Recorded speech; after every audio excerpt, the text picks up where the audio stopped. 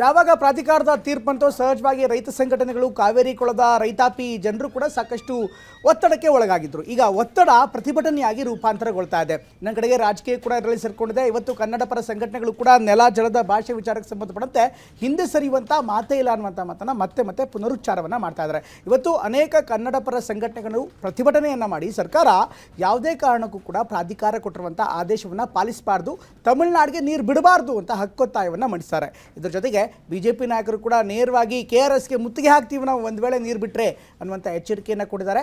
ಪ್ರತಿಭಟನೆ ಮಾಡೋದಕ್ಕೂ ಕೂಡ ಮುಂದಾಗ್ತಾ ಇದ್ದಾರೆ. ಒಂದು ಕಡೆಗೆ ಪ್ರತಿಭಟನೆ ಹೇಗಿದೆ, ರಾಜಕೀಯ ಹೇಗಿದೆ ನೋಡೋಣ ಬನ್ನಿ.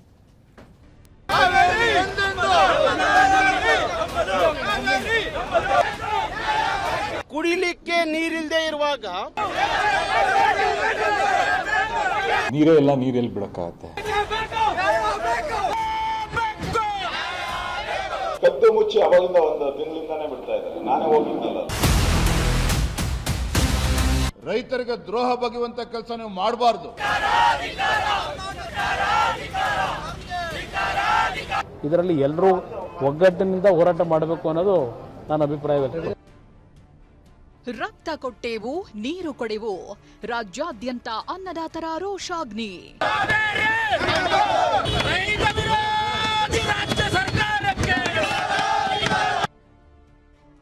CWRC ಆದೇಶ ಖಂಡಿಸಿ ಕನ್ನಡ ಸಂಘಟನೆಗಳಿಂದ ರಾಜ್ಯ ಬಂದ್ ಎಚ್ಚರಿಕೆ. ಕಾವೇರಿ ಕಿಚ್ಚು ಜಿಲ್ಲೆ ಜಿಲ್ಲೆಗೂ ವ್ಯಾಪಿಸುತ್ತಿದೆ.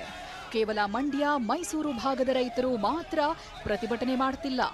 ರಾಜ್ಯದ ನಾನಾ ಕಡೆಗಳಲ್ಲಿ ಅನ್ನದಾತರು ಬೀದಿಗಿಳಿದಿದ್ದಾರೆ. ರಕ್ತ ಕೊಟ್ಟೆವು, ನೀರು ಕೊಡೆವು ಎಂದು ರೈತರು ಎಚ್ಚರಿಕೆ ಕೊಡ್ತಿದ್ದಾರೆ.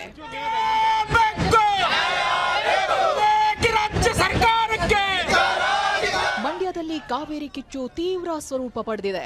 ಸಂಜಯ್ ವೃತ್ತದಲ್ಲಿ ಅನ್ನದಾತರು ವಿಭಿನ್ನ ಪ್ರತಿಭಟನೆ ಮಾಡಿದ್ರು.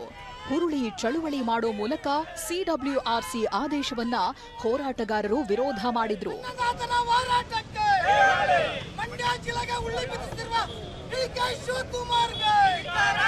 ಇನ್ನು ಮೈಸೂರಿನಲ್ಲೂ CWRC ಆದೇಶಕ್ಕೆ ಖಂಡನೆ ವ್ಯಕ್ತವಾಯಿತು. ರಾಜ್ಯ ಕಬ್ಬು ಬೆಳೆಗಾರರ ಸಂಘ ಪ್ರತಿಭಟನೆ ಮಾಡಿತು. ಮೈಸೂರು ಪಾಲಿಕೆ ಮುಂಭಾಗ ರಸ್ತೆ ತಡೆದು ರಸ್ತೆಯಲ್ಲಿ ಮಲಗಿ ಸರ್ಕಾರದ ವಿರುದ್ಧ ಘೋಷಣೆ ಕೂಗಿದ್ರು. CWRC ಆದೇಶದ ವಿರುದ್ಧ ನಾಳೆ ರಾಜ್ಯಾದ್ಯಂತ ಹೋರಾಟ ಅಂತ ಮೈಸೂರಿನಲ್ಲಿ ರೈತ ಮುಖಂಡ ಬಡಗಲಪುರ ನಾಗೇಂದ್ರ ಕರೆ ಕೊಟ್ಟಿದ್ದಾರೆ. ಒಂದು ಪಕ್ಷ ರಾಜ್ಯ ಸರ್ಕಾರ ರೈತರ ಹಿತವನ್ನ ಕಾಪಾಡಲಾದ್ರೆ ದೊಡ್ಡ ಚಳುವಳಿಯನ್ನ ಮಾಡಬೇಕಾಗುತ್ತೆ. ಈ ಸಂಬಂಧ ಈ ತೀರ್ಮಾನವನ್ನು ವಿರೋಧ ಮಾಡಿ ನಾಳೆ ರಾಜ್ಯಾದ್ಯಂತ ರೈತ ಸಂಘ ಎಲ್ಲಾ ಜಿಲ್ಲೆಗಳಲ್ಲೂ ಕೂಡ ಪ್ರತಿಭಟನೆ ಮಾಡಬೇಕು ಅಂತ ಕರೆ ನೀಡಿದ್ದೀವಿ. ನಾಳೆ ಮೈಸೂರಲ್ಲಿ ಕೋರ್ಟ್ ಮುಂಭಾಗ 11ವರೆಗೆ ಗಾಂಧಿ ಪ್ರತಿಮೆ ಮುಂದೆ ಒಂದು ಚಳುವಳಿ ನಡೀತಿದೆ. ಮೈಸೂರು ಜಿಲ್ಲಾ ರೈತ ಸಂಘ ಕರೆ ನೀಡಿದೆ. ಬೆಂಗಳೂರಿನ ಫ್ರೀಡಂ ಪಾರ್ಕ್ನಲ್ಲೂ ಕಾವೇರಿ ಕಿಚ್ಚು ಜೋರಾಗಿತ್ತು. ಕರವೇ ಅಧ್ಯಕ್ಷ ನಾರಾಯಣಗೌಡ ಬಣದಿಂದ ಪ್ರತಿಭಟನೆ ನಡೆಯಿತು. ಅವೈಜ್ಞಾನಿಕ ಆದೇಶ ಹಿಂಪಡೆಯುವಂತೆ ಒತ್ತಾಯಿಸಿದ್ರು. ರಾಜ್ಯ ಸರ್ಕಾರ ಆದೇಶವನ್ನ ಒಪ್ಪಿಕೊಳ್ಳಬಾರದು ಅಂತ ಆಕ್ರೋಶ ಹೊರಹಾಕಿದ್ರು. ಇವತ್ತು 15 ದಿವಸಗಳ ಕಾಲ 4.5 TMC ನೀರನ್ನ ಎಲ್ಲಿಂದ ನಾವು ಕೊಡ್ಲಿಕ್ಕೆ ಸಾಧ್ಯ? ಇವತ್ತು ನಮ್ಮ ಡ್ಯಾಮ್ಗಳಲ್ಲಿ ಇರೋದೇ 12 TMC. ಒಂದು ಬೆಂಗಳೂರಿಗೆ ತಿಂಗಳಿಗೆ 3 TMC ನೀರು ಕುಡಿಲಿಕ್ಕೆ ಬೇಕಾಗಿದೆ. ಕುಡಿಲಿಕ್ಕೆ ನೀರಿಲ್ಲದೆ ಇರುವಾಗ ತಮಿಳುನಾಡಿಗೆ ವ್ಯವಸಾಯಕ್ಕೆ ನೀರು ಕೊಡಿ ಅಂತ ಕೇಳೋದ್ರಲ್ಲಿ, ಆದೇಶ ಮಾಡೋದ್ರಲ್ಲಿ ಏನು ಅರ್ಥ ಇದೆ ಅನ್ನೋದನ್ನ ನಾವು ತೀರ್ಮಾನವನ್ನ ಮಾಡಬೇಕಾಗುತ್ತೆ. ಬೆಂಗಳೂರಿನ ಮೈಸೂರು ಬ್ಯಾಂಕ್ ಸರ್ಕಲ್ನಲ್ಲಿ ವಾಟಾಳ್ ನಾಗರಾಜ್ ನೇತೃತ್ವದಲ್ಲಿ ಪ್ರತಿಭಟನೆ ನಡೆಯಿತು. ಅಖಂಡ ಕರ್ನಾಟಕ ಬಂದ್ಗೆ ಕರೆ ಕೊಟ್ಟೇ ಕೊಡ್ತೀವಿ ಅಂತ ಎಚ್ಚರಿಕೆ ಕೊಟ್ಟಿದ್ದಾರೆ.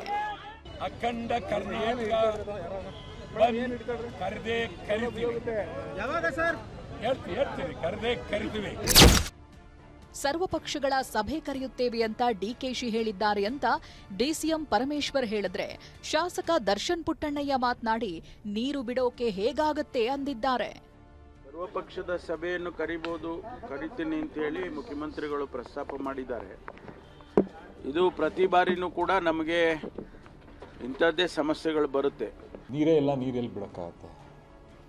ಇದು ಅದು ಏನು ಪ್ರಾಧಿಕಾರ ನಿಜವಾಗ್ಲೂ ಗ್ರೌಂಡಲ್ಲಿ ಏನು ನಡೀತಾ ಇದೆ, ಏನಿದೆ, ಎಷ್ಟಿದೆ ನೀರು, ನಮ್ಗಳಿಗೆ ಎಷ್ಟು ಬೇಕು, ಅದನ್ನು ಅರ್ಥ ಮಾಡ್ಕೊಂಡು ಈ ಥರ ಆದೇಶಗಳನ್ನು ಕೊಡ್ತಿದ್ದಾರೋ ಇಲ್ವೋ ಅನ್ನೋದು ನನಗೆ ಡೌಟ್ ಆಗಿದೆ. ಕದ್ದು ಮುಚ್ಚಿ ತಮಿಳುನಾಡಿಗೆ ಕಾವೇರಿ ನೀರು ಬಿಡಲಾಗ್ತಿದೆ ಅಂತ ವಿಪಕ್ಷ ನಾಯಕ ಆರ್ ಅಶೋಕ್ ಆರೋಪಿಸಿದ್ರು. ಕದ್ದು ಮುಚ್ಚಿ ಅವಾಗಿಂದ ಒಂದು ತಿಂಗಳಿಂದಾನೇ ಬಿಡ್ತಾ ಇದ್ದಾರೆ. ನಾನೇ ಹೋಗಿದ್ದಲ್ಲ ಅಲ್ಲಿಗೆ, ನಾನೇ ಹೋಗಿ ಹೋರಾಟ ಮಾಡಿ ಬಂದಿದ್ದೀನಿ KRS. ರಾಜ್ಯ ಸರ್ಕಾರದ ನಡೆಯನ್ನೇ ಖಂಡಿಸಿ ಜುಲೈ 31ರಂದು ಮಂಡ್ಯದಲ್ಲಿ ಬಿಜೆಪಿಯಿಂದ ಬೃಹತ್ ಹೋರಾಟ ಅಂತ ಬಿಜೆಪಿ ರಾಜ್ಯಾಧ್ಯಕ್ಷ BY ವಿಜಯೇಂದ್ರ ಹೇಳಿದ್ರು. ಇಷ್ಟು ಬಾರಿ ಡೆಲ್ಲಿಗೆ ಹೋಗ್ಬರ್ತೀರಿ ಕ್ಯಾಬಿನೆಟ್ ಎಕ್ಸ್ಪಾನ್ಷನ್ ಅಂತೇಳಿ, ಯಾಕೆ ವಕೀಲರನ್ನ ಕೂರಿಸಿ ಚರ್ಚೆ ಮಾಡೋದಕ್ಕೆ ಸಾಧ್ಯ ಆಗಲಿಲ್ಲ ನಿಮಗೆ ಮಾನ್ಯ ಮುಖ್ಯಮಂತ್ರಿಗಳಿಗೆ? ಇಂಥ ದ್ರೋಹ ಬಗೆಯುವಂಥ ಕೆಲಸ, ರೈತರಿಗೆ ದ್ರೋಹ ಬಗೆಯುವಂಥ ಕೆಲಸ ನೀವು ಮಾಡಬಾರ್ದು. ಭಾರತೀಯ ಜನತಾ ಪಾರ್ಟಿ ನಾಡಿದ್ದು 31ನೇ ತಾರೀಕು ಮಂಡ್ಯದಲ್ಲಿ ಈ ಕಾಂಗ್ರೆಸ್ ಸರ್ಕಾರ ರೈತರ ಹಿತರಕ್ಷಣೆಯನ್ನು ಕಾಪಾಡಬೇಕು ಅಂತ ಹೇಳಿ ಮಂಡ್ಯದಲ್ಲಿ 31ನೇ ತಾರೀಕು ಒಂದು ಬೃಹತ್ ಹೋರಾಟಕ್ಕೆ ನಾವು ಕರೆಯನ್ನು ಕೊಡ್ತಾ ಇದ್ದೇವೆ. ಇದರಲ್ಲಿ ಎಲ್ಲರೂ ಒಗ್ಗಟ್ಟಿನಿಂದ ಹೋರಾಟ ಮಾಡಬೇಕು ಅನ್ನೋದು ನನ್ನ ಅಭಿಪ್ರಾಯವಾಗಿದೆ. ಕಾವೇರಿ ಕಿಚ್ಚು ಪೊಲಿಟಿಕಲ್ ಟರ್ನ್ ಪಡೆದುಕೊಂಡಿದೆ.